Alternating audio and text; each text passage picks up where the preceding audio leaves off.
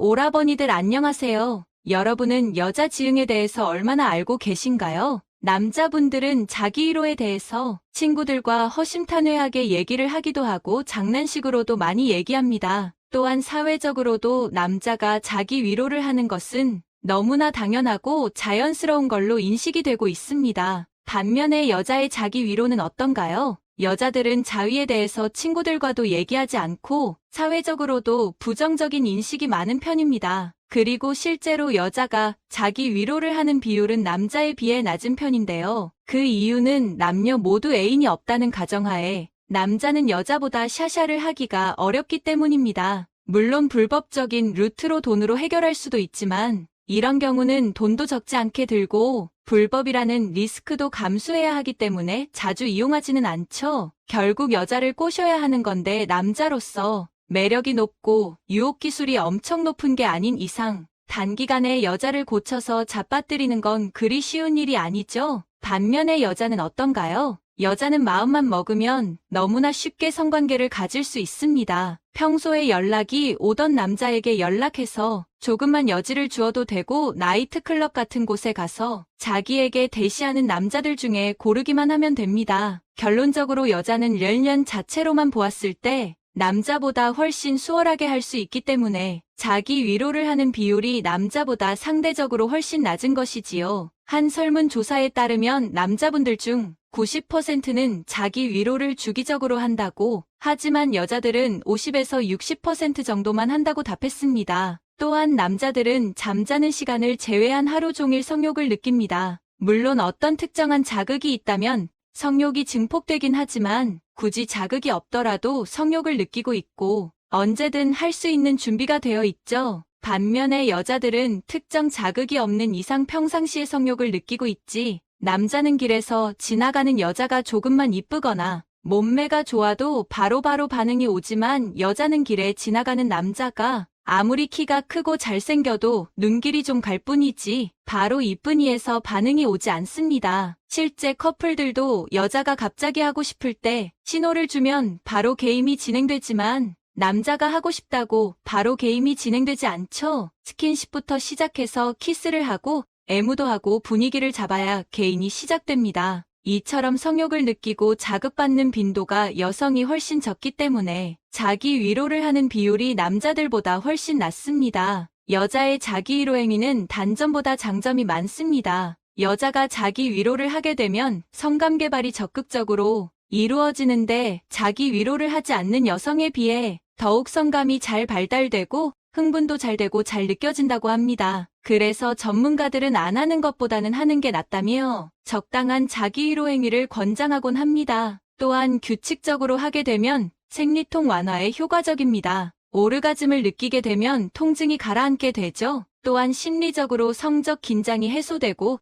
전체적인 스트레스가 감소하게 됩니다. 그리고 절정감을 자주 느낄수록 기억력도 좋아진다고 합니다. 그리고 숙면에도 도움이 된다고 합니다. 하지만 뭐든지 적당한 게 좋죠. 너무 과하게 자주 하게 되면 실제 상황에서 못 느끼는 불감증을 느끼게 되는 부작용이 있을 수도 있다고 하니 적당히 하는 것이 좋다고 합니다. 그렇다면 여자는 어떤 식으로 혼자서 욕구를 해결할까요? 도구를 이용하는 경우도 많지만 대부분이 핸드플레이를 많이 선호합니다. 도구를 계속 관리해 줘야 하고 혼자 사는 게 아니라면 들킬 염려가 다분하죠. 혹여나 자취를 하더라도 혹시 누가 집에 왔을 때 도구를 들키거나 하는 상황이 있을 수도 있고 상당히 번거롭기 때문입니다. 남자분들이 왕복 운동을 하는 것처럼 여자들은 주로 클리토리스를 집중적으로 손가락으로 자극합니다. 도구를 사용하는 경우 완전히 삽입하는 도구보다는 클리토리스를 집중적으로 자극해주는 전기 바이브레이터를 사용하는 경우가 많습니다. 그리고 자기 전에 안마기로 하거나 샤워하면서 샤워기로도 즐기는 여성분들도 있습니다. 잠깐 여담을 드리자면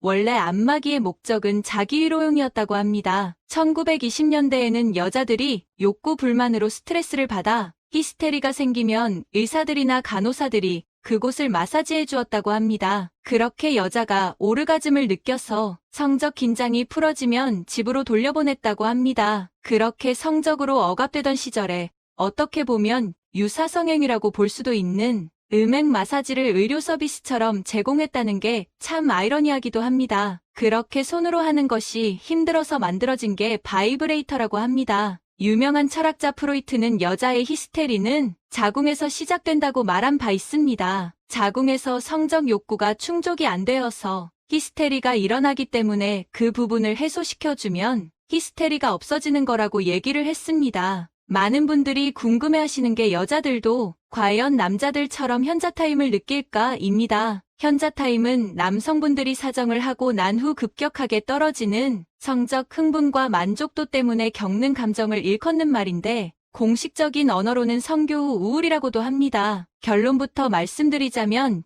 여자들은 남자들처럼 현자타임을 잘 느끼지 못합니다. 왜냐하면 여자들은 아무리 오르가즘을 느꼈다고 한들 그 흥분도와 만족감이 남자들처럼 급격하게 떨어지지 않기 때문입니다. 즉, 흥분도와 만족감이 일정 궤도에 진입하면 자극적인 운동이 멈추더라도 어느 정도는 계속 그 상태에서 머물면서 천천히 떨어지는 것이죠. 그래서 속된 말로 샤샤를 하기 전에 남자들이 하는 약속은 다 무효라는 말이 있지요. 어떻게 보면 웃기기도 하지만 어떻게 보면 참 슬픈 말이기도 합니다. 여자들은 자기 위로를 할 때 남자들처럼 야동을 보는지에 대해 궁금하신 분들이 많습니다. 물론 여자들도 야동을 보지만 남자들과는 조금 다른 야동을 봅니다. 남자분들은 스토리보다는 여자의 얼굴, 몸매, 자극적인 체위 등을 중요시 여기지만 여자들은 스토리와 분위기를 중요시 여깁니다. 그래서 여자들을 위한 여자 전용 야동이 따로 있습니다. 그리고 드라마를 보면서 하기도 합니다. 드라마는 여자들의 야동이라는 말이 있지요. 남자분들은 이해가 안 가실 수도 있지만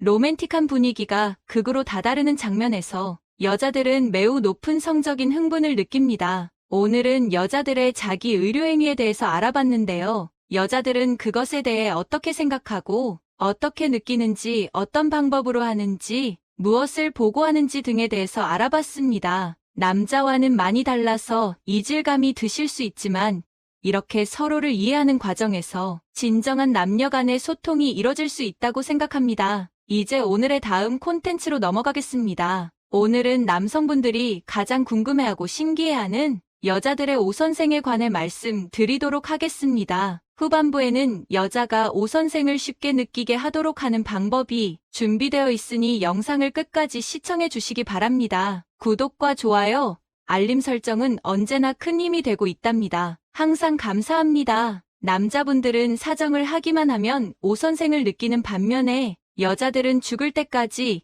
이걸 느껴보지 못하는 경우도 많습니다. 오선생을 느껴본 여자들은 이걸 느껴보지 못한 여자들이 불쌍하다고 느껴질 정도라고 하는데요. 과연 어느 정도이길래 이런 표현까지 하는 걸까요? 여자들은 단순히 너무 좋다라는 표현이 부족하고 말로 설명하기 힘들 정도라고 합니다. 어떤 여자는 물에 젖어 있는 상태에서 꽉 쥐어짜지는 느낌이라고 하기도 하고 분자 단위로 쪼개지다가 갑자기 펑 터져버리는 것 같다고 하기도 합니다. 또는 무중력 상태에서 몸이 붕 떠버리는 느낌이라고 하기도 하고 몸이 활활 불타오르는 것 같다고 표현하기도 합니다. 저 또한 어렸을 때 처음 오선생을 만났을 때는 그 느낌이 너무 충격적이고 새로웠는데요. 마치 세상을 다 가진 것 같고 신이 된 듯한 느낌을 받기도 했습니다. 남자 입장에서는 도대체 무슨 말인가 싶기도 할 텐데요. 또한 오선생에 관해서 이런저런 카더라들도 많고 말로 설명하기도 어려운 부분이 있어서 궁금한 부분들이 한둘이 아닐 것입니다. 그럼 구체적으로 많은 남성분들이 궁금해하는 오선생에 관해서 말씀드려 보도록 하겠습니다. 첫 번째, 굳이 넣지 않아도 느낄 수 있나요? 네, 가능합니다. 삽입이 없어도 오선생을 느낄 수 있습니다. 물론 사람마다 다르긴 하지만 삽입 없이 오선생을 느끼는 분들이 많이 있습니다. 오히려 방망이의 피스톤 운동이 오선생이 오는 그 순간을 방해하기도 하는데요. 이것도 사람마다 오선생을 느끼는 과정과 역치가 다 달라서 정답은 없지만 중요한 사실은 삽입 없이도 오선생을 느낄 수 있다는 것입니다. 두 번째, 할 때마다 느낄 수는 없나요? 굉장히 어렵다고 볼 수 있습니다. 여자가 오선생을 느끼는 것은 상당히 복잡한 요소들이 작용을 합니다. 특정한 자극 하나만 준다고 해서 이뤄지는 게 아니라 다른 많은 요소들도 충족이 되어야 하는데 이게 쉽지가 않습니다. 만약 3번 중에 한 번만 느끼더라도 매우 잘 느끼는 여자라고 할 수 있습니다. 만약 할 때마다 느끼는 여자가 있다면 정말 타고난 여자라고 할 수 있습니다. 아주 드문 경우라고 할 수 있지요. 또한 남자가 아무리 열심히 해도 안 되는 날이 있습니다. 여자의 몸 상태에 따라서 달라질 수 있기 때문인데요. 그렇기 때문에 매번 여자에게 오선생을 만나게 해 주어야 하겠다는 강박증을 가질 필요는 없습니다.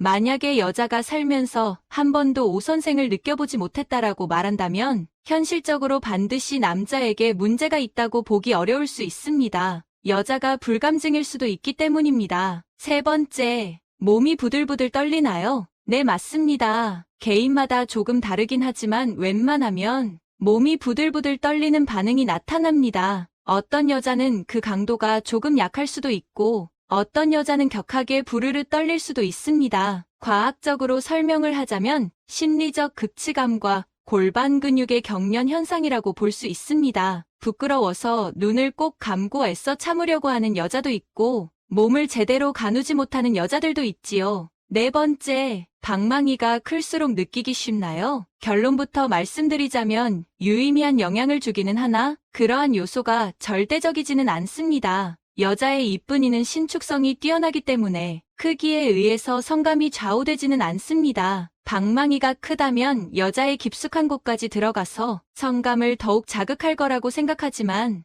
여자가 느끼는 성감은 입구 부분에 제일 많이 위치해 있기 때문에 방망이가 크다고 해서 절대적으로 큰 영향을 미치는 것은 아닙니다. 다섯 번째, 한 번 할 때 여러 번도 가능한가요? 네, 가능합니다. 한 번 사정하면 모든 게 끝나버리는 남자와는 달리 여자는 일정 궤도에 진입하면 계속 그 상태가 유지가 됩니다. 이 성음분 지속 상태가 유지되다가 조금씩 떨어질 때 다시 남자가 어떤 자극을 주느냐에 따라서 여러 번 오선생을 느끼기도 합니다. 아무리 배가 불러도 맛있는 음식을 얼마든지 먹을 수 있는 것처럼 엄청난 능력이라고 할 수 있지요. 여섯 번째, 두 사람 모두 동시에 느낄 수 있나요? 매번 그렇게 되기는 어렵기는 하지만 가능하긴 합니다. 먼저 남자분들 스스로가 삽입만이 전부라는 생각을 버리는 것이 좋습니다. 인간의 성적 반응은 생리적 정서적인 요소에 의해 영향을 받는데요. 두 사람 모두 동시에 만족하기 위해서는 함께 노력을 해야 합니다. 이 과정에서 전이는 매우 중요한 역할을 합니다. 또한 서로 템포를 맞추는 것이 매우 중요합니다. 서로 흥분기,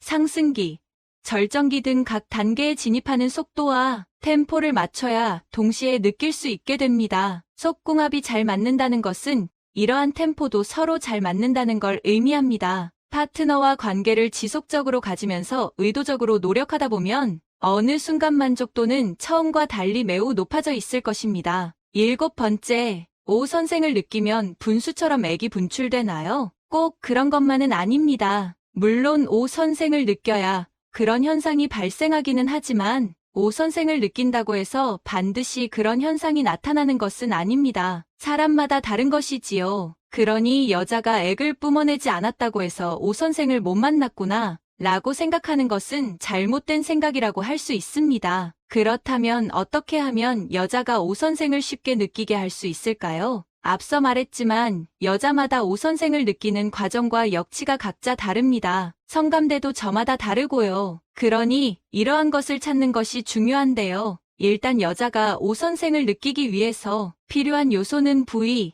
압력, 마찰, 강도, 시간 총 5가지입니다. 일단 여자의 성감대를 찾는 것이 중요한데요. 사람마다 다르지만 가장 대표적인 곳은 음액과 G스팟입니다. 이러한 성감대를 찾았다면 적당한 압력으로 문지르거나 자극을 해야 합니다. 그리고 적은 강도로 시작해서 점점 강하게 일정한 시간 동안 마찰을 해야 합니다. 그것은 여자마다 다르고 성감에 발달한 여자는 그 시간이 훨씬 짧습니다. 이렇게 여러 가지 시도를 하다 보면 어느 날 문득 여자가 오선생 비슷한 것을 경험하게 될 것입니다. 그럴 경우 그 시도를 계속하면 여자가 강한 오선생을 느끼게 될 텐데요. 이 경험을 한번 하게 되면 그 다음부터는 오선생을 영접하는 것이 굉장히 수월해집니다. 다시 한번 말씀드리지만 여자마다 성감대도 다르고 오선생을 느끼는 과정, 역치가 다르기 때문에 딱 정해진 정답은 없습니다. 앞서 말씀드린 5가지 요소를 통해서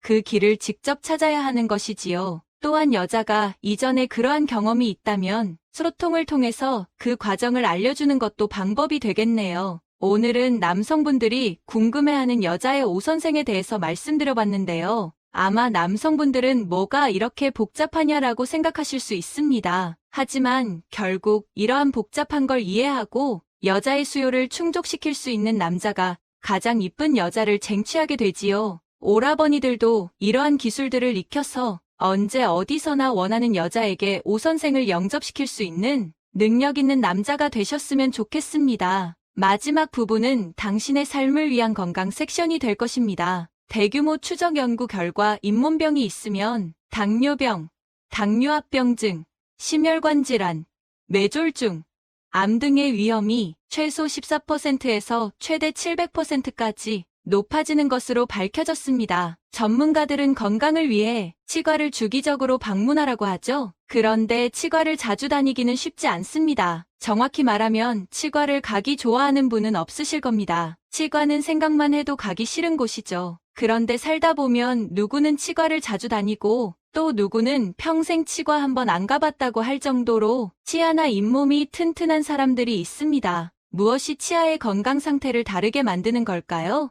아마 많은 분들이 그건 타고난 게 아니냐 생각하실 텐데요. 물론 어느 정도는 타고나는 것도 있는 게 사실입니다. 하지만 40대 이후로는 이야기가 달라집니다. 40대가 되면 구강 내에도 노화 현상이 찾아와 입안 상피 조직이 얇아지게 되고요. 감염에 대한 저항력 약화, 침 분비도 줄어 구강이 건조해지고 그에 따라 자정작용이 떨어지게 되기 때문입니다. 여기서부터는 타고난 것만으로는 안 되고 어떻게 관리하느냐가 더 중요하다고 할 수 있는 셈인데요. 사실 건강한 치아를 유지하기 위해서 절대로 하지 말아야 할 것과 꼭 해야 될 것들이 있습니다. 물론 이런 내용을 학교에서 알려주는 것도 아니고 치과에서 알려주는 것도 아니기 때문에 모르고 있는 게 당연할 수도 있습니다. 잇몸과 치아, 나아가 몸 건강을 위해서는 이 두 가지를 꼭 지키는 것이 중요한 만큼 오늘 내용을 꼭 끝까지 보셔서 치과 갈 일 없는 건강한 노후를 보내시기 바랍니다.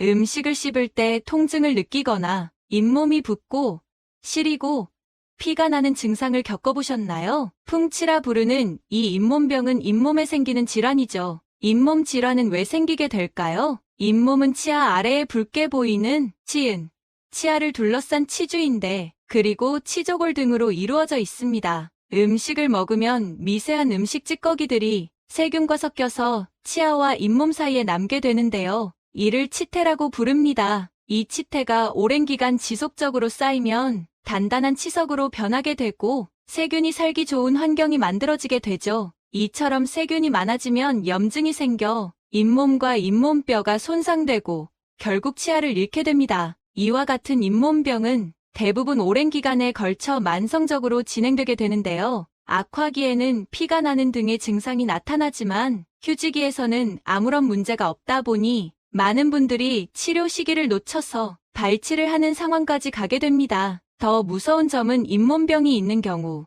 문제가 치아에서 끝나지 않는다는 것입니다. 잇몸병은 당뇨병의 6번째 합병증이라 불릴 만큼 당뇨병과 밀접한 연관이 있기 때문이죠. 또 잇몸병은 우리 몸 전신 건강에도 영향을 미칩니다. 잇몸병으로 인해 발생된 구강 내 세균과 독소, 염증성 물질 등이 혈관을 통해 간접적으로 전신 염증을 유발할 수 있기 때문인데요. 이런 이유로 잇몸병이 있으면 당뇨병의 발병률이 2배나 높아지게 되고요. 심혈관 질환, 뇌졸중, 암, 폐렴, 만성 신장병, 치매, 황반변성의 위험률도 크게 높아지게 됩니다. 이처럼 잇몸 건강과 우리 몸의 건강은 밀접한 관계가 있기 때문에 잇몸 건강만 잘 챙겨도 건강한 노후를 보낼 수 있게 되는데요. 건강한 잇몸 관리를 위해 꼭 하지 마셔야 할 한 가지와 꼭 해야 할 2가지가 있습니다. 먼저 절대 하지 말아야 할 것은 바로 침을 습관적으로 뱉는 것이고요. 꼭 해야 할 것은 바로 침 관리를 위한 마사지입니다. 습관적으로 침을 뱉는 분들이 있죠. 그런데 침은 몸 건강에 아주 중요합니다. 한의학적 관점으로 침은 우리 몸에 반드시 필요한 진액 중 하나로 옥처럼 귀하다고 해서 옥액이라고 불리기도 했는데요. 동의보감에는 어떤 사람이 침 뱉기를 좋아해 몸이 마르고 허약해졌으나 침 뱉기를 멈추고 다시 삼키기 시작한 뒤로 몸에 윤기가 흐르게 되었다는 이야기도 있습니다. 또 침은 소화작용을 돕고 피부의 종양을 없애고 눈을 밝게 한다고 하고요. 침을 뱉지 않고 삼키면 사람의 전기가 보존돼 얼굴에 광택이 나면서 장수한다고도 합니다. 이렇게 얘기하면 뭔가 과학적이지 않은 것 아니냐 하는 분들도 있으실 텐데요. 실제로 침에는 소화효소인 아밀라아제나 리파아제, 면역글로불린 같은 면역물질부터 항노화 호르몬인 파로틴, 살균 작용을 하는 라이소자임 등이 들어있습니다. 때문에 침이 잘 분비되어야 소화 흡수가 원활해져서 위장의 부담을 줄여줄 수 있으며 세균이나 박테리아 등의 유해물질을 해독할 수 있게 되고요. 노화 예방에도 도움이 됩니다. 그런데 문제는 침 분비가 잘 되지 않는 경우입니다. 침이 잘 분비되지 않으면 소화가 잘 되지 않는 상태에서 비위에 부담을 주게 되고 독소가 발생하게 되기 때문이죠. 그렇다면 침 분비를 늘리기 위해서는 어떻게 해야 될까요? 많은 분들이 음식물을 잘 씹는 것을 떠올리실 수도 있을 텐데요. 그런데 요즘은 조리도구나 가공기술의 발달로 인해 예전처럼 딱딱하거나 질긴 음식을 먹을 일이 많지 않은 상황입니다. 또 바쁜 분들의 경우 천천히 꼭꼭 씹어 먹는 게 건강에 좋은 건 알아도 실천하기가 쉽지 않죠. 그럴 때 하면 좋은 게 있습니다. 바로 침 분비를 촉진하는 마사지인데요. 동의보감 내경편에 나오는 연진법이 바로 그것입니다. 연진법을 하기 위해서는 혀끝을 윗잇몸에 대고 잇몸 전체를 마사지해 주시면 되는데요. 이렇게 하면 자연스럽게 입 안에 침이 고이게 되는데 이때 그 침을 그냥 삼켜주시면 됩니다. 연진법은 간단하지만 그 효과가 아주 뛰어난데요. 옛 문헌을 보면 연진법을 장수의 비결로도 꼽고 있기도 하죠. 실제 연진법으로 120세까지 건강하게 살았다는 기록도 있다고 하니 틈날 때마다 이 연진법을 해보시기 바랍니다. 건강한 잇몸 관리를 위해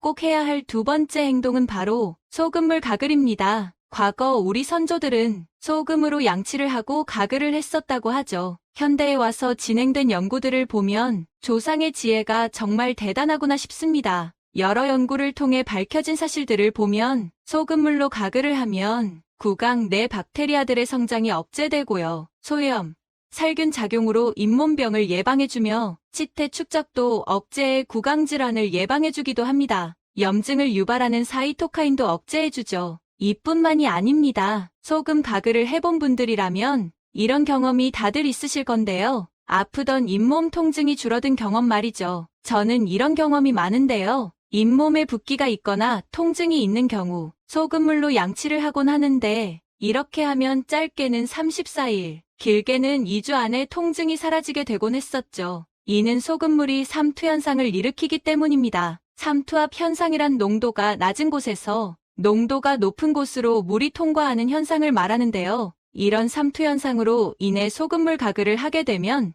잇몸의 조직에서 소금물 쪽으로 물이나 농이 제거되어 붓기가 빠지게 됩니다. 또 균의 세포벽을 파괴해 번식도 막을 수 있게 되죠. 그렇다면 이런 소금물의 삼투 현상을 위해서는 어떤 소금으로 어떻게 가글을 해야 할까요? 연구에 의하면 세균 억제에 가장 적절한 소금의 농도는 13%라고 하고요. 일반 소금이나 천일염보다 주겸이 염증 억제에 더 효과적인 것으로 나타났습니다. 따라서 이 조건에 맞게끔 100m의 물을 기준으로 13개 주겸을 넣어서 소금물을 만들어주시면 되는데요. 계량하기가 번거롭다면 물잔에 13컵을 따른 뒤 12티스푼의 소금을 넣어주시면 됩니다. 그리고 이렇게 만들어진 물을 입에 머금고 소금물로 천천히 입안 전체를 가글해 주시면 되는데요. 이때 목을 가만히 있는 게 아니라 앞뒤로 각도를 바꿔가면서 골고루 가글을 해주시면 됩니다. 소금 가글을 하고 난 뒤 앞서 말씀드린 연진법도 세트로 묶어서 하셔도 좋겠죠.